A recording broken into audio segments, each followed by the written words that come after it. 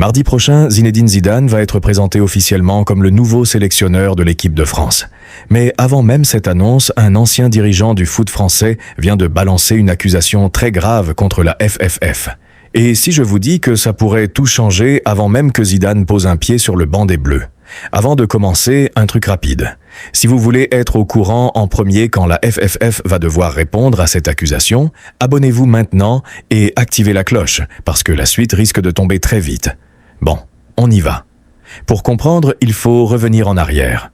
Après l'élimination des Bleus en demi-finale du Mondial 2026 face à l'Espagne, Didier Deschamps a quitté son poste de sélectionneur.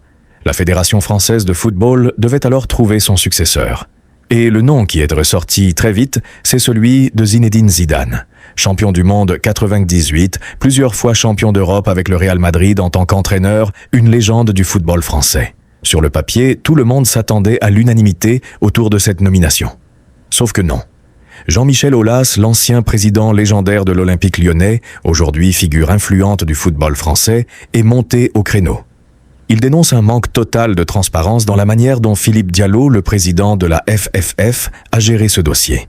Selon lui, la nomination de Zidane n'aurait pas suivi un processus clair et ouvert. Autrement dit, Aulas laisse entendre que tout aurait été décidé en coulisses, loin des règles habituelles.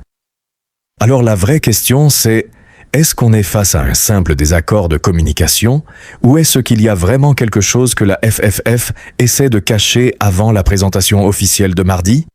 Avant de continuer, un point important à savoir.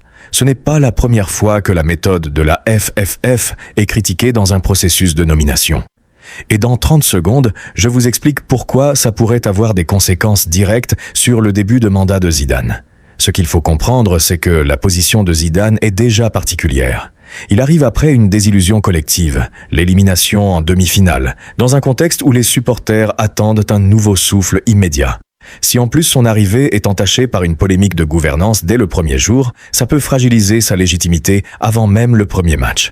Et c'est là que la sortie d'Aulas est habile. En parlant maintenant, juste avant la présentation officielle de mardi, il met une pression maximale sur la FFF, obligée soit de se justifier publiquement, soit de rester silencieuse, ce qui alimenterait encore plus les soupçons. Ce qu'on peut retenir pour l'instant, aucune accusation formelle de manipulation n'a été prouvée. Il s'agit à ce stade d'une critique de méthode, pas d'une accusation de fraude. Il faut donc rester prudent, mais la tension est bien réelle entre Aulas et la direction actuelle de la FFF. Et vous, de votre côté, vous pensez que c'est une vraie polémique de fond ou juste un coup de communication d'Aulas ? Dites-le en commentaire, je lirai les meilleures réponses dans la vidéo de mardi, juste après la présentation officielle de Zidane. Et si ce genre d'analyse sans blabla inutile vous parle, l'abonnement avec la petite cloche vous garantit de ne pas rater la suite de ce dossier, parce que ça risque de bouger vite. Ce qui est sûr, c'est que mardi, deux choses vont se passer en même temps. La présentation officielle de Zidane est probablement la première vraie réponse de la FFF à Jean-Michel Aulas. Je serai là pour tout décortiquer, en direct de l'actu.